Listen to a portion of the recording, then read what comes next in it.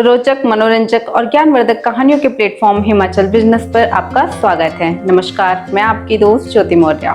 आज कहानी एक ऐसे भेड़ पालक दोरजे की बांसुरी की, जिनके धुन पर मोहित हो गई चंद्रताल की राजकुमारी। समुद्र तल से 4300 मीटर की ऊंचाई पर बर्फ से ढके पहाड़ों के बीच एक झील चमकती है चंद्रताल, नीले आसमान का आईना, जिसकी लहरों में सदियों से एक रहस्य छुपा है।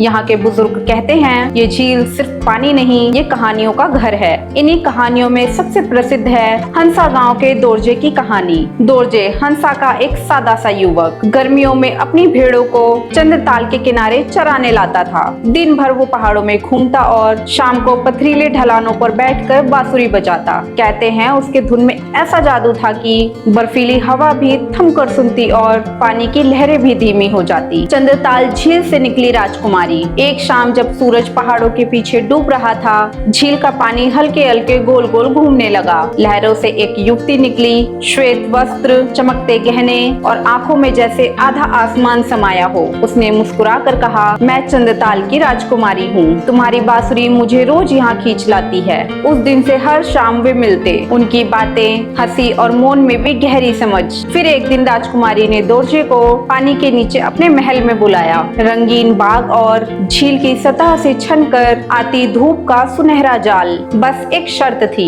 कभी इस रहस्य को किसी से मत बताना। भाभी के ताने और टूट गया वचन। गर्मियां खत्म हुई तो दोरजे गांव लौट आया। एक दिन उसकी भाभी ने हंसी हंसी में ताना मारा, तू मर्द है भी या नहीं, शादी ब्याह के काबिल तो है नहीं। गुस्से में दोरजे ने सब कुछ उगल दिया, राजकुमारी, महल और उनके बेटे तक का जिक्र। तब भाभी ने चुनौती दी, अगर सच है तो इस बार उसे गाँव लेकर आ। अगली गर्मियों में दोरजे बेचैन होकर चंद्रताल पहुंचा।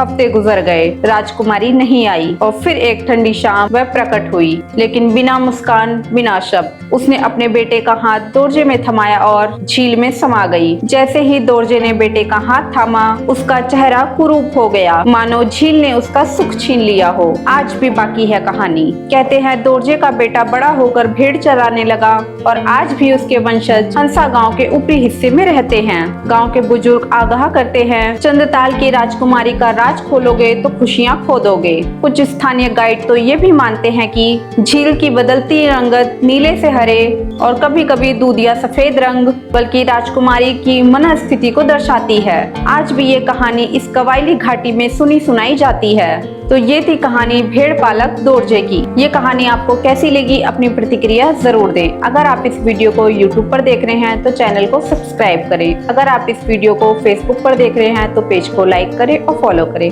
आप हमें Instagram और Twitter पे भी फॉलो कर सकते हैं। ऐसी ही रोचक, मनोरंजक और ज्ञानवर्धक कहानियों को जानने के लिए जुड़े रहे हिमाचल बिजनेस के साथ। बहुत बहुत धन्यवाद।